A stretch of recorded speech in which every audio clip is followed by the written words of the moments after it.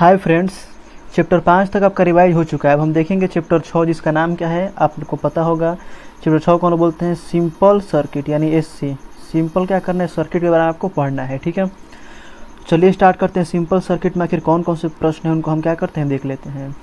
सबसे पहला प्रश्न है यहाँ पे कि किसी विद्युत परिपथ में विभवांतर मापा जाता है। सिंपल सा क्वेश्चन। विभवांतर को हम लोग किस में मापते हैं तो सबको पता होगा। विभवांतर को हम लोग कहाँ नापते हैं, वोल्ट में मापते हैं। तो हमारा ऑप्शन नंबर क्या हो जाएगा, हमारा ऑप्शन नंबर हो जाएगा बी। ठीक है, चलते हैं अगले क्वेश्चन की तरफ। जो हमारा क्वेश्चन नंबर 2 है, दिया है कि जब एक समविभवी क्षेत्र में इलेक्ट्रॉन एक स्थान से क्या होता है दूसरे स्थान पर जाते हैं, मतलब हम अगर इलेक्ट्रॉन को एक स्थान से दूसरे स्थान पर लेके जाते हैं तब कार्य का मान कितना होता है। तो आपने पढ़ा होगा विभव वाले चैप्टर में कि इलेक्ट्रॉन को अगर हम समविभवी पृष्ठ में एक स्थान से दूसरे स्थान पर ले जाते हैं तो किया गया कार्य क्या होता है, शून्य, यानी कार्य होता ही नहीं है। तो पूछ रहे कि तब कार्य क्या होगा, तो हमारा ऑप्शन हो जाएगा सी, कार्य नहीं होगा, क्योंकि कार्य होगा ही नहीं, क्योंकि विभवांतर का मान क्या हो जाएगा, 0। तो ऑप्शन नंबर क्या हो जाएगा, हमारा सी हो जाएगा। क्वेश्चन 3 में है कि व्हीटस्टोन ब्रिज से क्या मापते हैं। अब यहाँ पे 4 ऑप्शन है आपके। पहला है उच्च प्रतिरोध, दूसरा है निम्न प्रतिरोध, तीसरा है विभवांतर। तो को पता होगा विभवांतर हम नापते नहीं है, तो ऑप्शन नंबर डी तो बिल्कुल भी नहीं होगा। अब बचते हैं हमारे पास 2 ऑप्शन, 3 ऑप्शन, या तो उच्च प्रतिरोध, निम्न प्रतिरोध, या 3 नंबर में उच्च तथा निम्न दोनों प्रतिरोध। आपको याद रखना है, याद क्या रखना है, तो याद ये रखना है कि जो हमारा व्हीटस्टोन ब्रिज होता है इसके द्वारा हम क्या नापते हैं, तो इसके द्वारा हम दोनों नापते हैं। हमारा जो ऑप्शन नंबर होगा सी हो जाएगा। उच्च और निम्न दोनों प्रतिरोध हम क्या करते हैं, मापते हैं व्हीटस्टोन ब्रिज के द्वारा। क्वेश्चन पास्ट ईयर में पूछ चुका है, तो आपको इसको याद रखना है।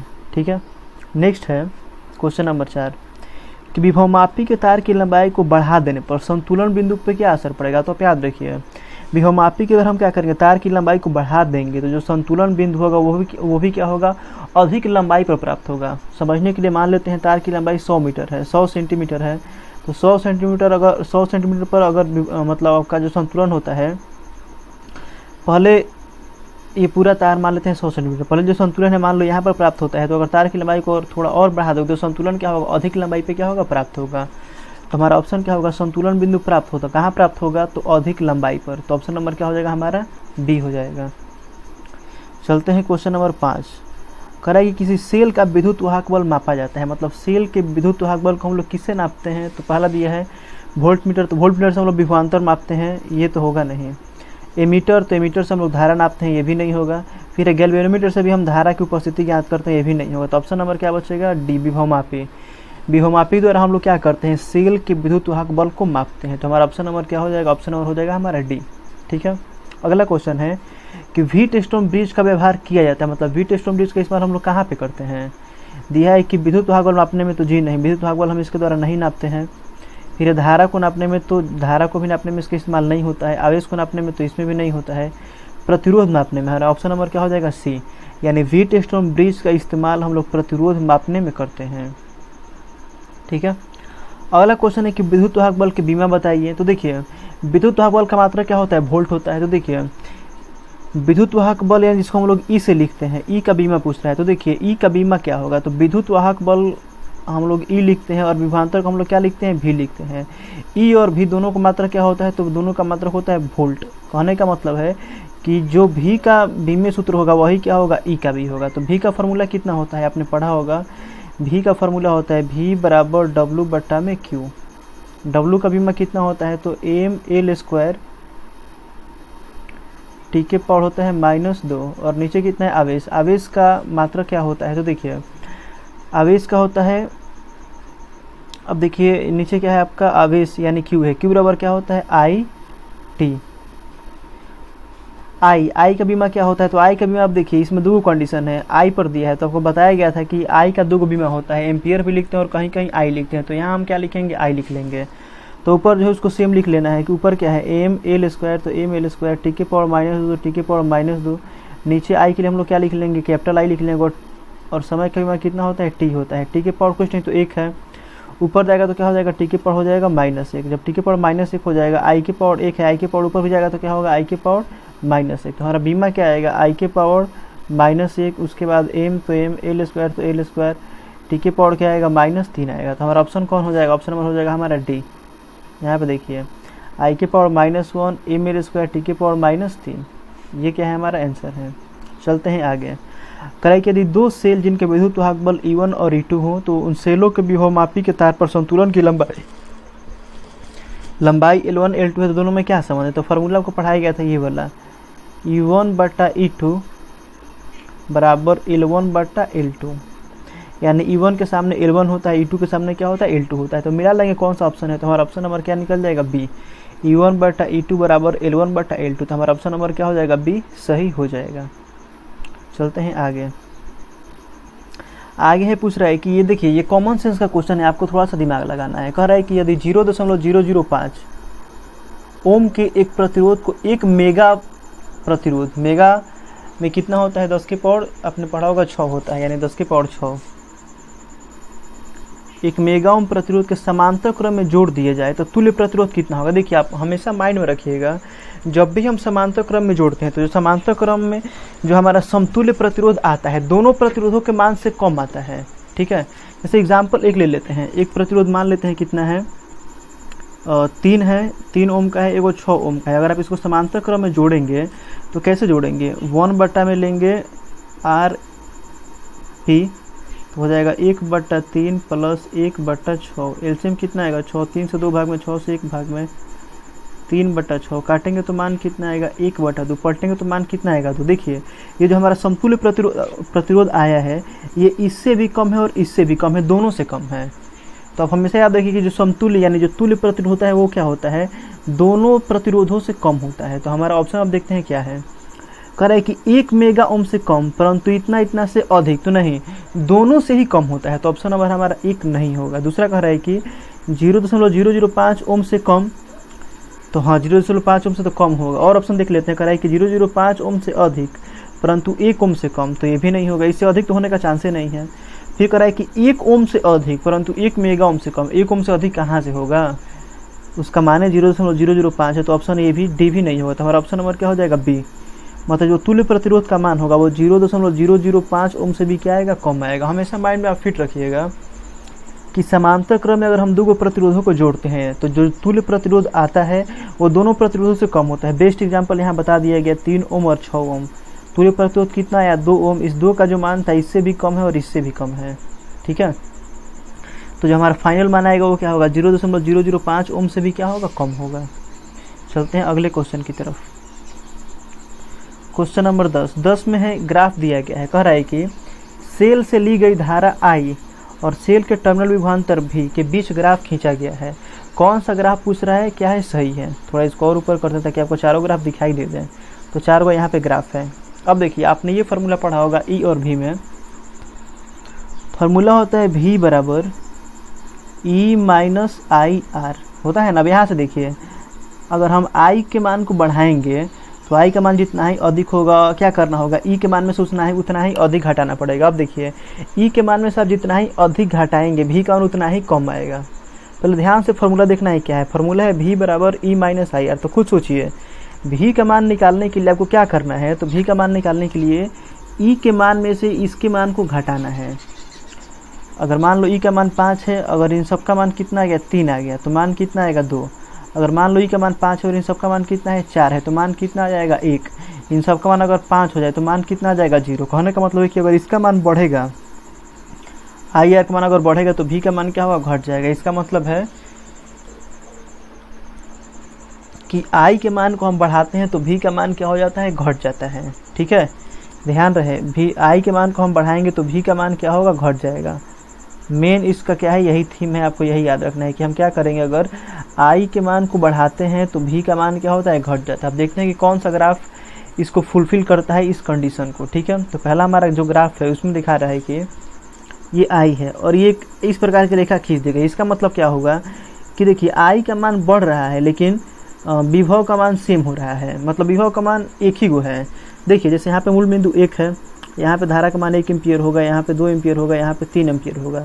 धारा का मान 1, 2, 3 हो रहा है लेकिन विभवांतर का मान सेम है। यानी धारा को बढ़ाने पर विभवांतर का मान क्या सेम रहेगा? तो जी नहीं, धारा के मान को हम बढ़ाएंगे तो विभवांतर का मान क्या होगा? घटेगा। तो हमारा ये वाला ग्राफ नहीं होगा। दूसरा सीधा ग्राफ है। सीधा का मतलब हुआ कि अगर आप धारा को बढ़ा रहे हैं तो विभवांतर का ही मान क्या होगा? बढ़ेगा। तो नहीं, धारा बढ़ाने पर विभवांतर बढ़ेगा नहीं। ऑप्शन ये भी नहीं होगा। इसमें है, इसमें देखिए, मतलब धारा इस तरफ जा रही है, विभवांतर इस तरफ है। इसका मतलब है कि धारा को विभवांतर धीरे धीरे क्या होता है, बढ़ता है। तो ऐसा नहीं होता है, बढ़ता नहीं है। ऑप्शन डी में देखिए, ये ग्राफ काफ़ी इंपॉर्टेंट है। धारा इस तरफ जा रही है यानी बढ़ रहा है, तो विभवांतर ऊपर से नीचे आ रहा है। ऊपर से नीचे का मतलब क्या हो रहा है, विभवांतर ऊपर था, ऊपर से अब नीचे आ रहा है। इसका मतलब विभवांतर का मान क्या हो रहा है, घट रहा है। तो हमारा ऑप्शन नंबर क्या हो जाएगा, बी। यानी धारा को अगर हम बढ़ाएंगे तो विभवांतर का जो ग्राफ होगा वो कहाँ आएगा, नीचे की तरफ आएगा, क्योंकि विभवांतर का मान क्या होता है, घटता है। तो विभवांतर घटने के लिए कहाँ आएगा, नीचे की तरफ आएगा। ठीक है, तो हमारा ऑप्शन नंबर क्या हो जाएगा, बी। चलते हैं अगले क्वेश्चन की तरफ। अगला क्वेश्चन है कि दो सेल जिनके प्रत्येक का विद्युत वाहक बल E तथा आंतरिक प्रतिरोध कितना है, स्मॉल r है। प्रतिरोध R के सिरों के बीच समांतर क्रम में जोड़ा गया है, तो प्रतिरोध को दी गई शक्ति अधिकतम कब होगी। ठीक है, अब देखिए कह रहा है कि दो गो सेल हैं जिनमें प्रत्येक का विद्युत बल कितना है, E है, आंतरिक प्रतिरोध कितना है, स्मॉल r है, और कैपिटल R के सिरों के बीच कहाँ जोड़ा गया है, समांतर क्रम में जोड़ा गया है। तो प्रतिरोध को दी गई शक्ति अधिकतम कब होगी। ठीक है, हमको शक्ति अधिकतम का मान क्या करना है, ज्ञात करना है। अब अधिकतम शक्ति हम कैसे ज्ञात करें, तो देखिए प्रतिरोध को अधिकतम शक्ति हमको क्या करना है, याद करना है। तो देखिए आपने ये फार्मूला पढ़ा होगा, I बराबर फार्मूला होता है, देखिए समांतर क्रम दो को पढ़ाएगा होगा, सिलों का समांतर क्रम संयोजन श्रेणी क्रम। तो समांतर क्रम में जब पढ़ेंगे तो इतना फार्मूला आता है, NE बटा NR प्लस R। I तो I हो जाएगा, N के स्थान पे कितना हो जाएगा, 2, क्योंकि कौ गो सेल है, 2 गो सेल है, तो 2E बटा में हो जाएगा 2R प्लस R। अब देखिए शक्ति अधिकतम निकालनी है, तो शक्ति का फॉर्मूला कितना होता है, P बराबर होता है VI। तो यहाँ से देखिए अगर I का मान अधिक होगा तभी ना P का मान अधिक होगा, यानी I का मान अधिकतम होना चाहिए। तो देखिए इस फॉर्मूले में I का मान अधिकतम होने के लिए जो नीचे मान है 2R प्लस R, I का मान अधिकतम होने के लिए 2R और जो R है इसका मान क्या होना चाहिए, बराबर होना चाहिए। अगर 2R और R का मान बराबर होता है तो I का मान अधिकतम आएगा, और I का मान अधिकतम अगर आता है तो P का ही मान क्या होगा, अधिकतम होगा। मतलब ये होगा 2R बराबर स्मॉल r। अब यहाँ 2 गुना में इधर आएगा तो बट्टा में, तो कैपिटल R बराबर क्या हो जाएगा, स्मॉल r बट्टा में 2। तो हमारा कौन सा ऑप्शन हो जाएगा, कैपिटल R बराबर स्मॉल r बट्टा में 2। ऑप्शन नंबर हो जाएगा हमारा ए। अगला क्वेश्चन देखिए क्या कर रहा है। अगला क्वेश्चन में कह रहा है कि एक दिष्ट धारा लाइन में वोल्ट मीटर V1 और V2 किस क्रम में है, श्रेणी क्रम में जोड़े गए हैं।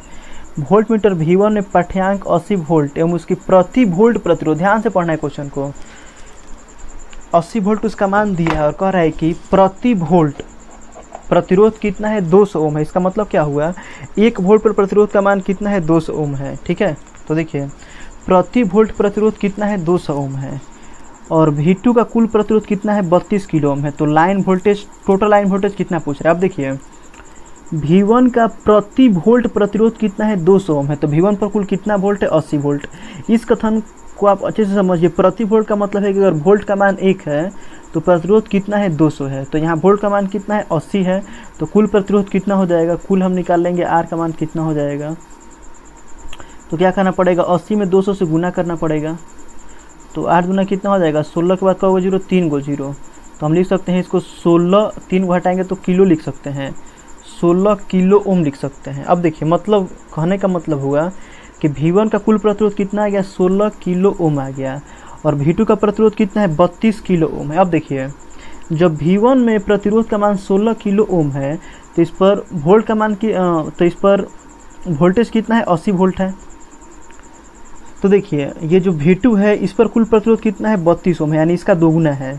जब इस पर 32 ओम है तो इस पर वोल्टेज कितना होगा, इसका दुगुना हो जाएगा। तो अगर इसका 80 है तो उसका कितना हो जाएगा, 160 हो जाएगा। और पूरा पूछ रहा है कि पूरा वोल्टेज कितना होगा, तो हम दोनों को जोड़ देंगे, 814 तो कितना हो जाएगा आपका, 240 आएगा। तो हमारा आंसर क्या हो जाएगा, आंसर नंबर हो जाएगा डी।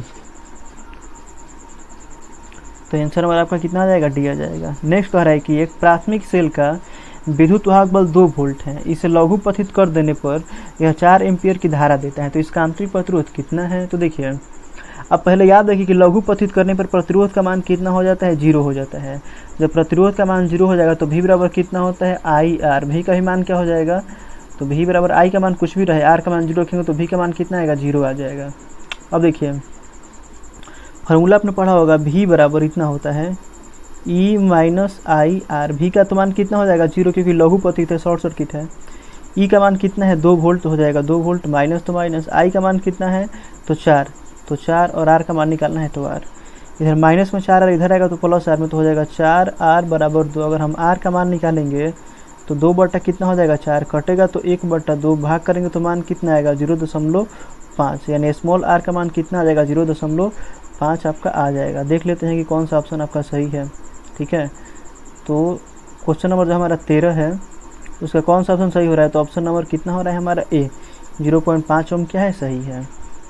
ये तो आसान क्वेश्चन है कि विद्युतीय परिपथ के किसी बिंदु पर सभी धाराओं का बीजगणितीय योग कितना होता है, तो ये किरचॉफ का नियम है, कितना होता है 0। तो हमारा ऑप्शन नंबर क्या हो जाएगा सी, 0 हो जाएगा।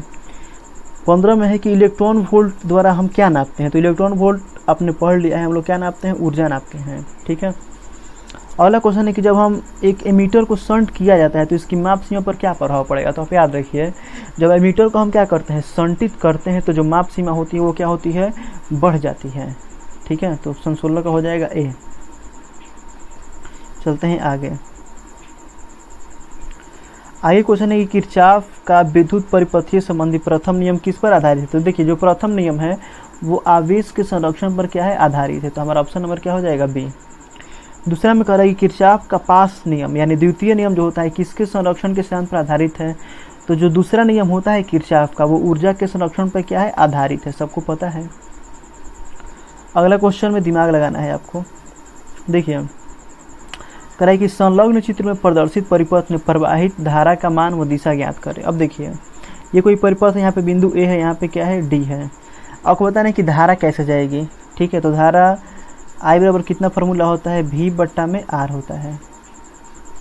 भी का मतलब क्या है वोल्ट, तो देखिए यहाँ पे 2 वोल्ट है, यहाँ पे देखिए दिया गया है 10 वोल्ट, यहाँ पे 4 वोल्ट। लेकिन देखिए जो विभवांतर है दोनों में मतलब वोल्टेज की जो दिशा है दोनों क्या है अलग अलग। इसमें देखिए पहले छोटा वाला है फिर बड़ा वाला है, मतलब ये पहले छोटा है और ये क्या है बड़ा वाला है, मतलब विभवांतर इस तरफ क्या होगा आपका जाएगा, और इसमें क्या है तो इसमें पहले बड़ा वाला है फिर छोटा वाला, तो विभवांतर क्या होगा इस तरफ जाएगा। दोनों का डायरेक्शन अलग अलग है। तो अगर आपको कोई ऐसा क्वेश्चन मिले इसमें डायरेक्शन अलग अलग है तो कुल विभवांतर निकालने के लिए हम क्या करेंगे, अधिक वाले में से कम वाले को घटा लेंगे। तो अधिक वाला कितना है 10 है, कम वाला कितना है 4 है, घटाएंगे तो मान कितना आएगा भी का तो 6, तो 6 हो जाएगा। बट्टा में आर का मतलब है समतुल्य प्रतिरोध। ठीक है,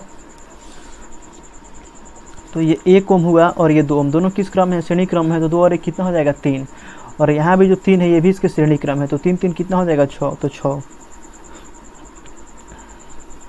भाग करने पर मान कितना आएगा आपका 1 आ जाएगा। अब पूछ रहा है कि इसकी दिशा क्या है, डायरेक्शन हमको क्या करना है ज्ञात करना है। तो देखिए डायरेक्शन किस तरफ होगा, जो बड़ा वाला है क्या होगा उस तरफ हो जाएगा, मतलब जो बड़ा वोल्टेज जिस तरफ जा रहा है तो बड़ा वोल्टेज किधर जा रहा है इधर से इधर की तरफ जा रहा है, यानी ए से कहाँ जाएगा पी से होते हुए कहाँ जाएगा डी की तरफ, तो डायरेक्शन क्या होगा ए से डी की तरफ। ऑप्शंस देखते हैं कौन सा है। 7/3, तो 7/3 तो आया नहीं, 7/3 पहले ही हट जाएगा। 1 एम्पियर आया है, एक दिया है डी से ए की तरफ, तो डी से ए की तरफ नहीं होगा, ए से डी की तरफ होगा, पी में होते हुए जाएगा, तो ऑप्शन नंबर क्या हो जाएगा हमारा डी। अगला क्वेश्चन 20 नंबर में कह रहा है कि संलग्न चित्र में प्रदर्शित ए और बी के बीच विभवांतर ज्ञात करें। देखिए एक बिंदु यहाँ पे ए है, इस पर कितना वोल्टेज है 2 वोल्ट है, और यहाँ पे एक बिंदु बी है, यहाँ भी कितना है 2 वोल्ट है, दोनों के विभवांतर ज्ञात करें। अब देखिए क्योंकि ए पर भी 2 ही वोल्ट है, बी पर भी क्या है 2 ही वोल्ट है, यानी दोनों पर क्या है सेम वोल्टेज है, यानी दोनों क्या है सम विभव की अवस्था में है। तो सम विभव की अवस्था में आपने पढ़ा हुआ होगा कि विभवांतर का मान क्या होता है 0 होता है, तो विभवांतर यहाँ पे कितना आ जाएगा 0 आ जाएगा। क्यों, क्योंकि दोनों सम विभव की कंडीशन में है, तो विभवांतर कितना हो जाएगा 0, तो हमारा ऑप्शन नंबर क्या हो जाएगा ए। तो इस लेक्चर में हम क्या करते हैं क्वेश्चन 20 तक ही देखते हैं, अगले लेक्चर में हम क्या करेंगे इसका एक क्वेश्चन को देखेंगे। ठीक है, तो इस लेक्चर में बस इतना ही है। Thank you.